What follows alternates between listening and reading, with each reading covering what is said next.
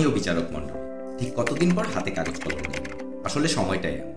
হাতে লেখার চর্চাটা দিন দিন হারিয়ে যাচ্ছে, অথচ কাগজে কলমে হাতের লেখায় সৃষ্টি হয়েছে কতই না কল্পকথার।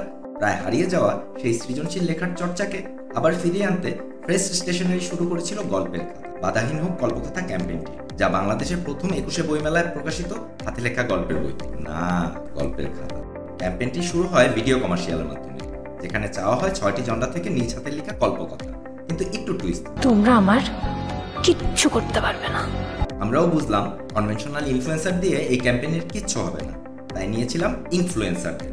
তো কারা এই ইনফ্লুয়েন্সার, যাদের সাথে কাগজ আর কলমের সম্পর্কটা সবচেয়ে গভীর? বলছি আমাদের দেশ গড়ানোর লেখকদের কথা, যারা অংশ হলো ক্যাম্পেইনের এবং তাদের হাতে দেওয়া হলো বিচারিক দায়িত্বটা, যেমনটা এখন আপনারা করছেন। শুধু গল্প বাছাই না, গল্প লেখার আহ্বান, নিজের লেখা থেকে শুরু করে ক্যাম্পেইনের শেষ পর্যন্ত ছিল তাদের ইনভলভমেন্ট। ইউজিসি ক্যাম্পেইনগুলোতে সাধারণত দেখা যায় যত বেশি এফোর্ট তত কম সাবমিশন।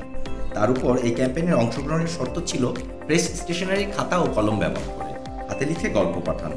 শর্তের বেড়াজাল ভেঙে মানুষ 867টি গল্প পাঠায়, যা ছিল আমাদেরও ধারণার বাইরে। সেখান থেকে সেরা 44 জন নবীন লেখকদের গল্প ও ইনফ্লুয়েন্সারদের 6টি গল্প নিয়ে 21শে বইমেলায় প্রকাশিত হয় আমাদের গল্পের খাতা, যার প্রকাশক দাড়িকমা প্রকাশনী, যেখানে দেশ গড়ানো লেখকদের সাথে একই মলাটে জায়গা করে নিল নতুন লেখকদের দল। এবং বই বিক্রি সম্পূর্ণ অর্থ ব্যয় হলো সুবিধাবঞ্চিত শিশুদের কল্যাণে। গল্পের খাতা ক্যাম্পেইনটি পায় 25 মিলিয়ন প্লাস ইউনিক পেজ, এবং বাকি রেজাল্টগুলো আপনারা দেখতেই পাচ্ছেন।